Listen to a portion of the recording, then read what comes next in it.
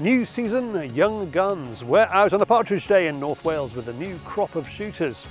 Almost nervousness, but actually I thrive on fast. That's the part I enjoy. Hot tuna. Ollie Williams tries out the best in British big game fishing. Oh yeah, they are jumping in front of us.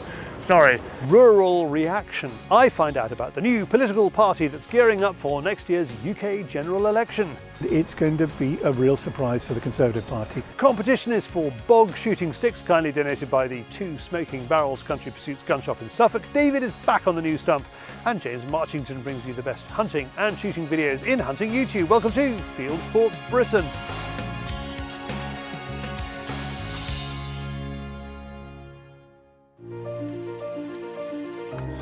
It's the start of the partridge season, and the Gwysaney Estate in North Wales has laid on a special day to give young shots a taste of driven game shooting.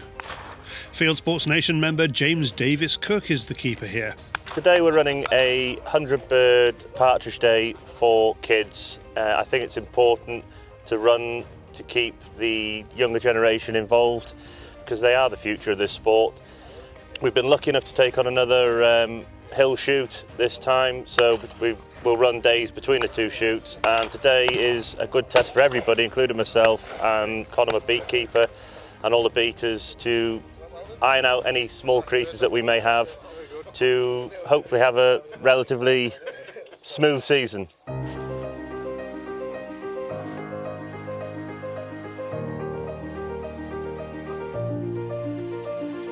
One of the young shots taking part is Archie from Norfolk. He shoots clays as well as game. Today he's using a parazzi. All the way across the top there. Is that okay? Yeah, good, all right, good. Yeah, the part I enjoy about clay shooting is like the adrenaline rush of that good score. I quite enjoy like the almost nervousness, but actually I thrive on fast. But that's the part I enjoy. I'm not just there to shoot clays. It's the mindset games. There's a lot of clay shooting and game shooting as well. You know, here there's some quite humbling partridges, and yeah, that's the part I enjoy. Look up.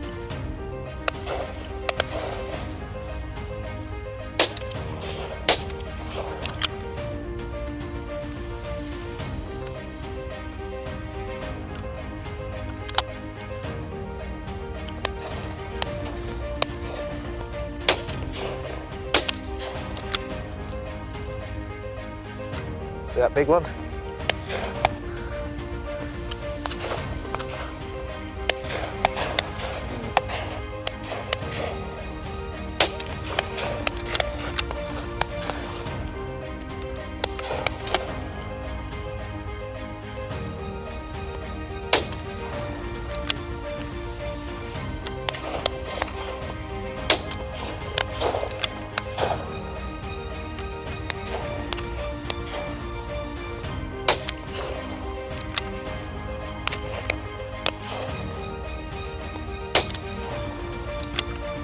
There was some really good partridge coming through there.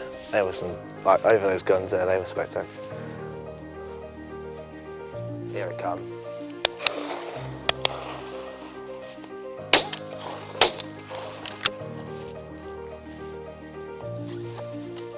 Quite a nice bird along that back. Yeah, it's a nice bird. But what was nice is that for a right-handed shooter, you actually were shooting well on your right side as well. Yeah, yeah. You know, and it's nice to be ambidextrous, and you certainly showed that on this drive, so Thank well you. done you. Seriously, you could almost have two of you to be honest, but you get the... If you speak to me nicely, I might put you back down on the next one as well. Well, I'm not going to say no to that, but... You did really, really well. Well Thank done. you. Yeah, excellent. Good birds on that. Yeah, so we've done two drives now, some very good shooting, some very good birds considering they've never been pushed before, some absolute screamers going off the first two drives, so overall very happy. Let's say a few little creases to iron out, but to have it ready for next time, so I think we've done a great job so far, and hopefully that reflects on the smiles of all these kids, but yeah, we'll keep going and hopefully get a few more. Another of today's guns is 11-year-old Ollie, who's here with his father. And actually this year he managed to get his shotgun license, so I'm very proud of my son. And I would like to say that hunting was presented in my family for generations, and we are quite fortunate that in this country Ollie is not only allowed to hunt with me or take a part in my hunting trips, but also he is able to shoot with an adult on the side, yes. But back in Poland, the law changed. So kids under 18, they are not allowed to take a part in the hunting trips, which a lot of Polish hunters don't understand that, and it's big shame. So I keep saying to my son, he's very fortunate that he was born in this country, and he's not only allowed to take a part in the hunting trips, but actually he can hunt. Last season, I went hunting with my dad at Oxenbridge, which is a wildfowling area that KWCA owns, and it was a successful hunt, and I shot with my dad's Beretta A400 Extreme Plus 2 mallards and a teal, which I was very happy about, and we had lots of food later. I bought this gun after my 410 because after I started hunting with my 410, I was getting frustrated because I couldn't kill anything with 410 due to it being a low caliber. So around a month later, after buying my 410, me and my dad said that a 20 gauge is okay for me, and we bought this. It was a good price and we were happy with it.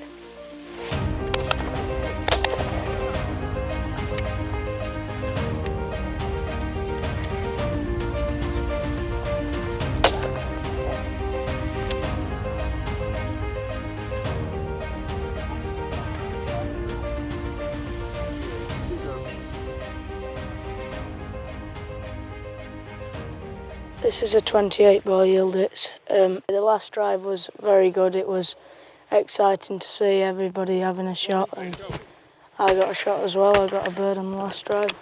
Yeah, it was good.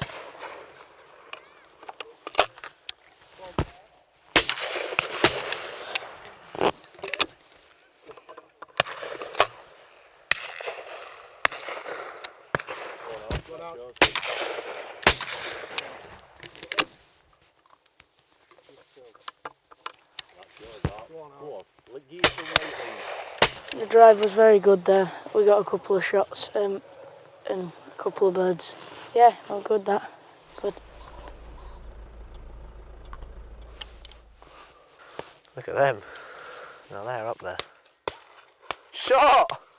So today went very well. Very happy with the outcome. I think the birds for the first time through learned a lot, and they flew incredibly well, far better than I thought they would. You know, I knew they'd go well, but they went a lot better. There were some serious monsters that went out the middle, and some extremely good shots from some young men and women that, yeah, I was very impressed with the shooting. Yeah, and we still have availability this season, so if anybody is interested in coming to have a look, then please pick up the phone and get in touch. Yeah, I just want to say thank you for everything. It's been a really brilliant day. We've seen so many birds and it's all been really well done. A great start to the season, and the weather's shone on us for once, so it's been amazing. Thank you. If you fancy shooting at Gwysaney, you can find it on Facebook, link below. And to join the Fieldsports Nation and support our work, go to fieldsportschannel.tv/membership. Thanks all who took part in that. Now, we gave away deer butchery equipment from Highland Outdoors this week. Next week's competition is for BOG Death Grip shooting sticks priced at more than £200, kindly donated by Two Smoking Barrels Country Pursuits Gunshop in Suffolk. And if you are in the area, Two Smoking Barrels is hosting a thermal evening on the 10th of October 2023 at 7:30 p.m. with plenty of thermal units to try out. Pop into their shop in Lowestoft to find out more. Links to them below.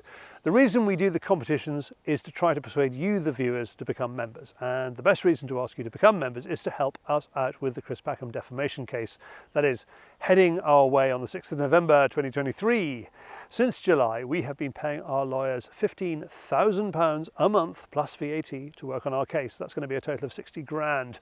Thanks to you, the viewers, we've had nearly 700 extra new members since the 1st of February, which has made us £26,500. That's been the main way we've paid our legal bills so far. We've had another £2,500 in donations and share sales, and linked to the donations page below. And what's worked well in the last week is the first round of our sporting auction, which ended on Sunday. And thanks to all of you who took part in that. Lots, including days with Andy Crow, a day with David Wright, and all of them sold for a total of £9,000. And that pushes us to nearly £40,000 raised. We have another auction underway, including the Merkel Snow Witch rifle, which is priced at £26,000 alone. It's due to end on the 8th of October. Link to that below. Please like, share, poke, pack 'em, and above all, bid. Talking of fairy tale characters, he does indeed wear tights. It's David on the Fieldsports Channel News Stump.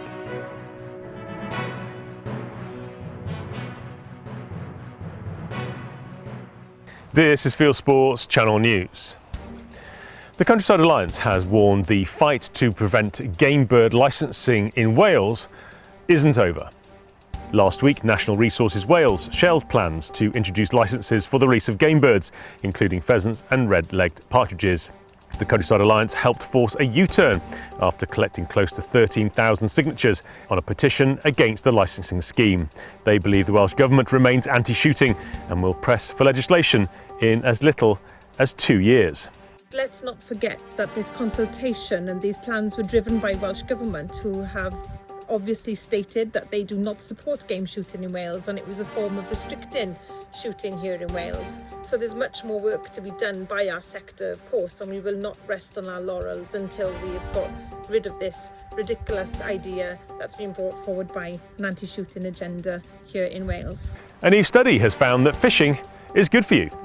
Academics looking into the mental health benefits of being outside found regular fishermen were 17% less likely to suffer from stress and anxiety. The study was carried out by boffins from 3 universities and surveyed 1,700 men.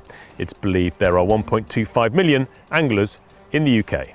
Around depression, around 17% less reported with clinical depression, 17% for both suicidal thoughts, self-harm, and schizophrenia was actually higher. It was almost 88% less likely in those that were doing the most angling versus those that were doing the least.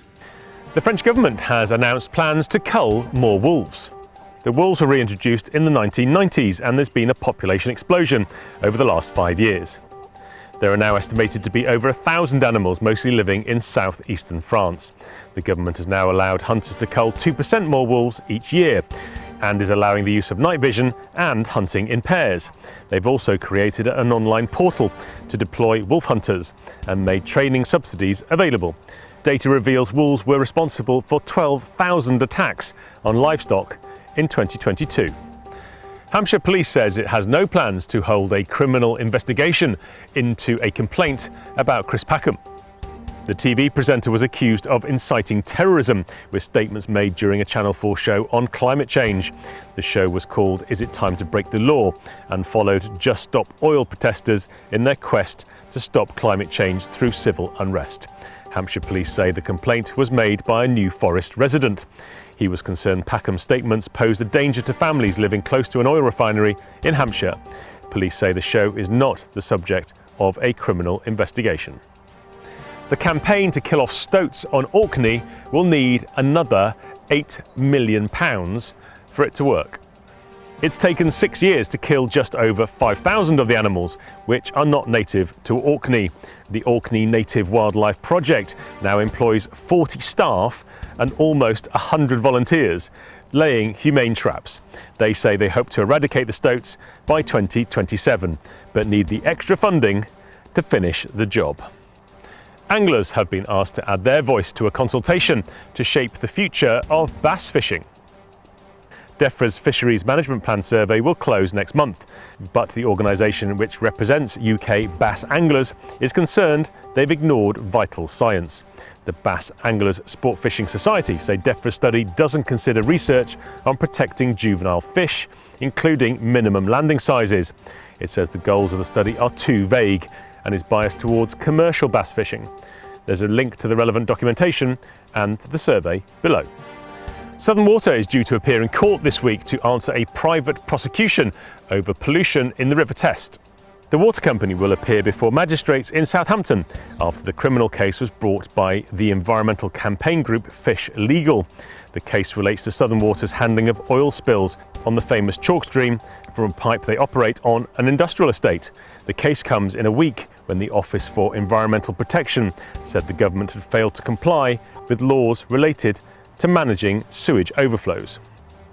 Scotland's public consultation about the use of snares is coming to an end. The Scottish Government has recommended all snares and cable restraints are banned. The Countryside Alliance has asked people to support an amendment to the proposed ban which allows snares to be used in certain controlled situations. South Africa's Conservation Imperative has released a new video showing an incredible leopard rescue. The animal's trapped by poachers using illegal snares. Volunteers from the Fala Borwa Natural Heritage Foundation found the animal trapped in a cage after a baited trap was sprung. The leopard was tranquilised, recovered from the trap and treated for minor injuries before being released. You can watch that film by clicking on the link below. And finally, firefighters from Essex have come to the rescue of a trapped deer. The animal managed to wedge itself headfirst between some railings in Walton on the Naze. They used hydraulic spreaders to force the metal railings apart, and the deer ran off unharmed. You are now up to date with Fieldsports Channel News. Stalking the stories, fishing for facts.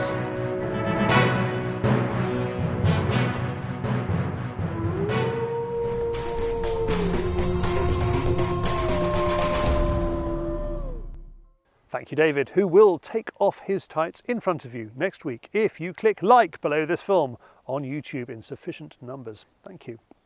Now we have another Fieldsports Live coming up. It's at the Shooting Sports UK Gunshop in Cannock, Staffordshire on Friday the 6th of October 2023. It's our stage show. It goes behind the scenes of Fieldsports Channel and there's a link to that below. Next, a word from Pulsar.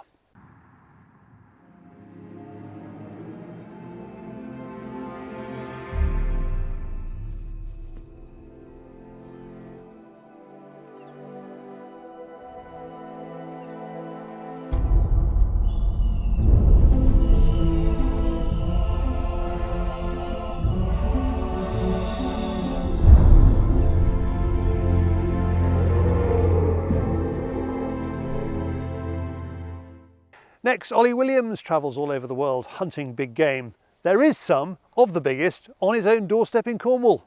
He goes out after tuna. On the hunt for getting a bite from a sea legend. It's a bucket list experience for Ollie Williams. He's hunted and fished all over the world. Today, he's out in the waters near his home in Cornwall. Ollie is out with Steve Porter of the UK Bluefin Tuna Association. Most people don't believe these fish are in our waters. I think it's important that we let the public of the UK know that we've got this fantastic, iconic fish in our waters. It's going to be great for the local economy if we can establish a world-class sports fishery without killing these fish. It's all catch and release. A really, really great way to go out and be at sea. If you don't particularly like the idea of killing the fish, these fish aren't very much the opposite. They're being tagged and released for a research programme, which I think is going to be renewed, all being well, next year. So it's a great way to see wildlife. We've seen dolphins. One of mine I made up before. But at the same time, catch some of the biggest game fish in the world. The True Blue is one of 25 vessels cleared in the southwest to take big game anglers such as Ollie out after bluefin. It's part of the English Chart 2023 catch and release programme, which was landed after a monster fight. Why are there suddenly more bluefin tuna than there were before? Is there always been this number of bluefin in the ocean? No, they completely disappeared. They were caught many, many years ago, and there's famous stories of Errol Flynn and John Wayne coming across and catching them in the 50s up the North Sea. Everybody has their theories as to why they're back now. They first appeared again in 2015 and the numbers seem to be steadily growing. At the end of the day, my theory is they're here because the food's here. Yeah. You know, I believe the sardine fishery was probably fished out years ago. The herring fishery in the North Sea was fished out. The herring is what I've heard talked about the most as the stock's recovered. So if the food's here, the tuna are going to come. Yeah, so fish on.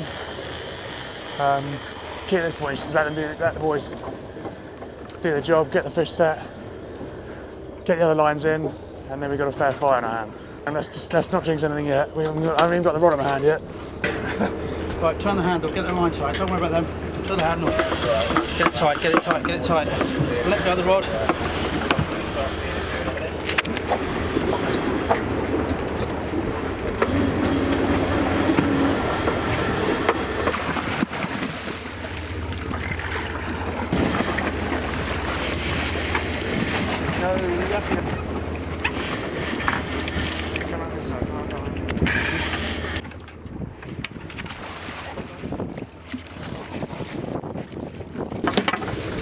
Okay,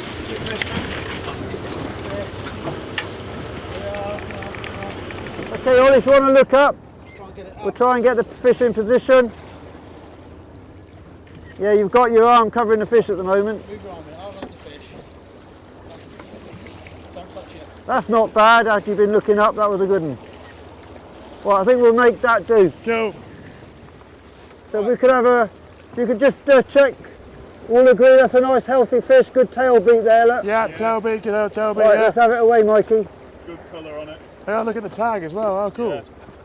Pretty amazing, that was pretty, I mean, apparently it's a baby one. I mean, that looked like a pretty big fish to me, but yeah, so obviously these bluefin get a bit bigger than that, but yeah, they've been sort of taunting us for a while, and then I came up literally just to have a chat with Steve, bang, outrigger goes, and we're into the action, so yeah, pretty awesome start. Thank you guys so far. Right, there you go, well done. That's one down, that's a really quick fish, that was to the boat in 7 minutes. Once the bluefin is caught, it's tagged and safely returned to the sea. Oh well, obviously the first fish. Yeah, so, we're doing this.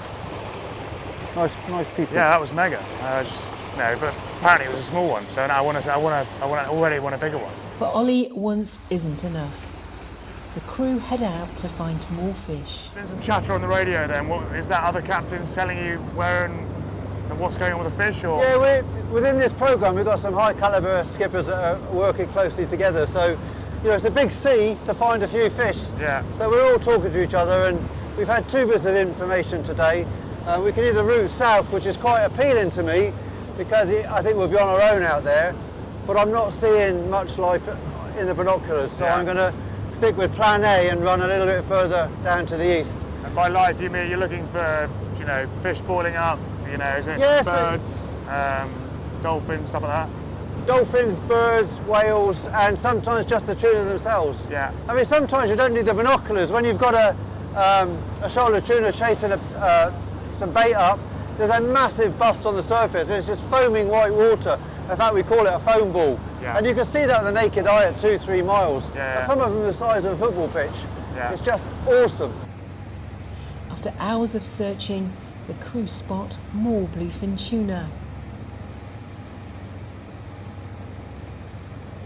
Oh, well, we're delighted. Any fish is a good one. I completely agree with him, and it's probably one of the biggest fish I've ever caught. In fact, it is probably the biggest fish I've ever caught. So, therefore, it's a good way to start. I think it had an identity issue. I think it thought it was a turbot, the way it come in. Oh, yeah. Very easily. Well, Ollie made it look very easy. Couldn't possibly comment. Couldn't possibly comment. In the end, Ollie's tally is 8 bluefin tuna. He's hooked. Our crew. We'd love you to be crewmen. Love it. Yeah. Unfortunately, we can't choose our own crew under this current scheme. You have to be qualified, and that involves doing it was a 2-day course with Seafowl Workshop, teaching you all about fish welfare really. This year, because of monetary constraints, that was put into, for previously qualified crew, a 2-hour refresher online. Yeah. And if you were new to the programme, it was an all-day refresher online. But of course, next year, fingers crossed, we have a catch and release fishery, we should be back to choosing our own crew. Amazing, well. And you'll be a welcome addition, sir. Brilliant. I'm going to look for some fish now. The government has also approved a pilot programme for a commercial fishery. So commercial fishery this year of tuna is obviously a pilot study. Has that gone well? What are your views on that? Well, the fact of the matter is that any healthy, viable stock that's good for the plate is going to be targeted commercially, and we have to accept that. And my views on it, it's not a bad thing. It's not a bad thing. If you look at the way they're catching them, they've got to catch them the same way as us. So that's environmentally friendly, save for a little bit of fuel we're burning. It's virtually unheard of bycatch. Yeah. I mean, we once had a bird hook up, but we just got it in and released it. So it's a fantastic way to fish. So I absolutely applaud the commercial fishery for that, and I'm not against it at all. Anglers are hoping eventually the success of the programme will persuade the government to licence a recreational fishery full-time, so more people can experience the thrill of landing bluefin tuna in British waters. Well, we're going to enjoy it while they're here and hope that they stay. And this research that we're doing will help determine the stock. This is my kind of research. Migration This is definitely my kind of research. Well, we hope that on a recreational side that we are allowed to have a recreational catch and release fishery, which will start off quite small in the early years. I'm hoping that's next year. We hope to see that grow, and we hope to see the benefits in the local economy of that. On the commercial side, let's hope the stock's there enough for that to grow as well, and let's hope that the UK is able to achieve a greater quota from ICAT moving forward. Yeah, I agree. To allow both the recreational and the commercial to Well, prosper. it's just a fine balance, because you don't want to, I don't think that will ever get back to what happened before in the overfishing, because I imagine they were probably hammered in the mid 1900s, as a stock. So the key is the balance and getting the balance right, and just making sure everyone has a slice of the pie in as sustainable way as possible. The 2023 bluefin fishing season ends in December, but Ollie is already keen to return. It's crazy. We just set out here and there's literally fish everywhere. I mean, they're all jumping in front of us. That's what they are jumping in front of us. Sorry, I'm getting very distracted. But yes, it's hard not to get distracted when you are surrounded by bluefin tuna. There are links to all involved in this film below. I'm sorry, Deborah, I've completely forgotten what you even asked me. I'm that excited. Ollie Williams. Thanks, Ollie. More competition news now. New Zealand clothing company Swazi has a competition to win a clothing pack to the value of £800, including a full Swazi layering kit, head to toe. If you buy anything Swazi online, you'll automatically be entered, and in store you can enter using the QR code that you will find in the store. The competition ends on the 30th of September 2023, and the winner will be drawn on the 2nd of October. Links to Swazi's website below. Next, there is a new political party that aims to capture all the anger that the countryside feels towards the existing political parties and spit it back in their faces at the next general election. I talked to its founder.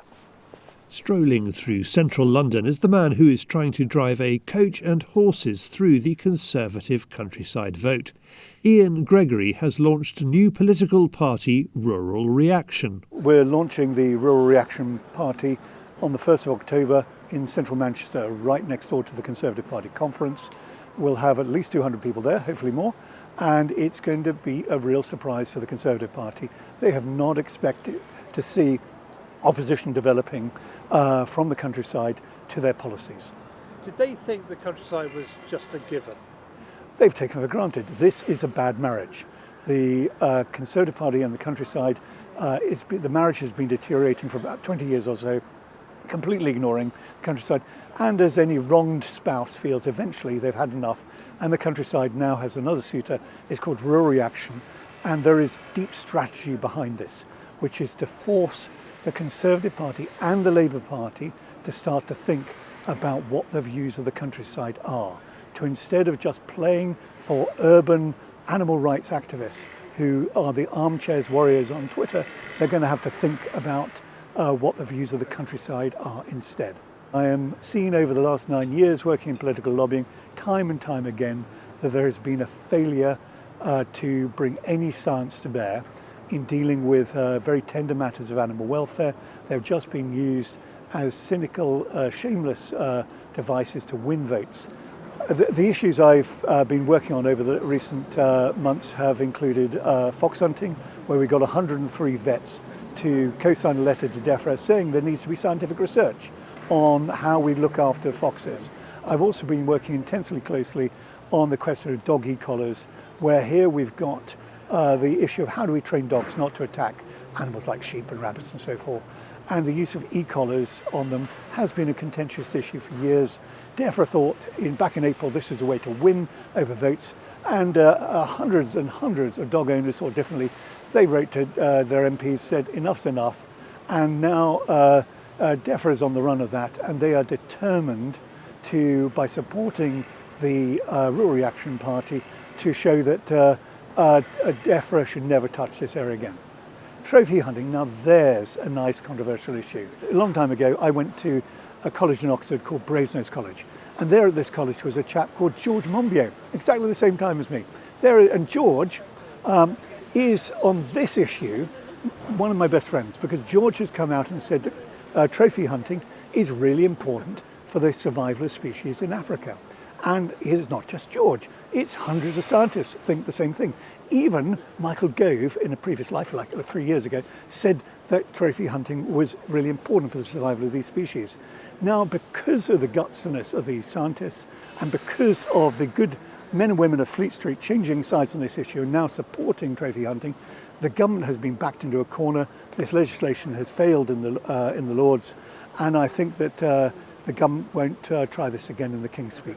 I think that there's a lot of soft opinion in urban areas about these issues from people who frankly haven't looked at any science, often because there is no science on fox hunting, no science whatsoever on this area. So the people who are really motivated on these issues are in the countryside. Now they can express their motivation at the ballot box, and politicians have to wake up to that.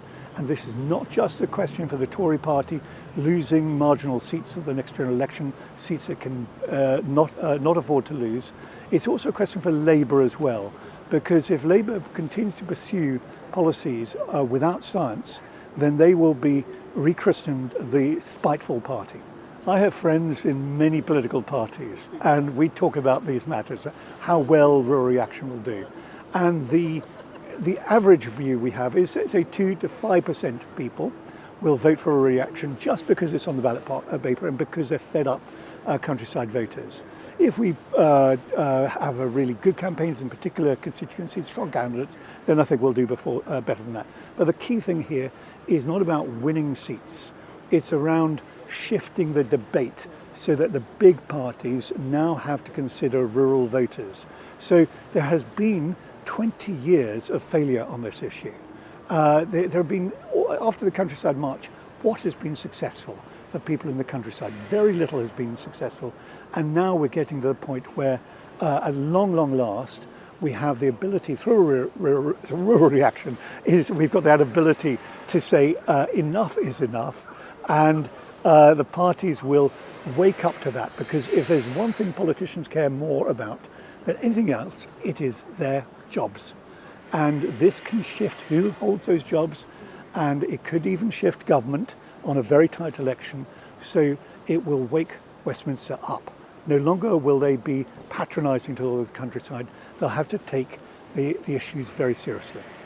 Would you consider folding up just before the election and saying, OK, we'll give our votes to the Tories in return for concessions? Never giving up. This is a perpetual sword of Damocles hanging over Tories and Labour and SNP, saying that if you want countryside votes, you have to take these issues seriously. We will be supremely tactical about saying where the interests of the countryside are in terms of where we stand candidates. So if the Tories don't want them to be stood up in a whole bunch of marginals, then we could stand candidates in Lewisham and Hackney instead.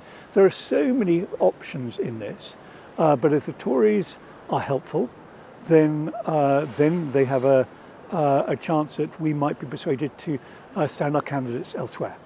If you are in the Manchester area on Sunday the 1st of October 2023 and you'd like to go to the launch of Rural Reaction, email huntingkindinfo@gmail.com. Thank you, Ian. Now, from politics to the wider world of hunting and shooting on YouTube, brought to you by James Marchington, it's Hunting YouTube.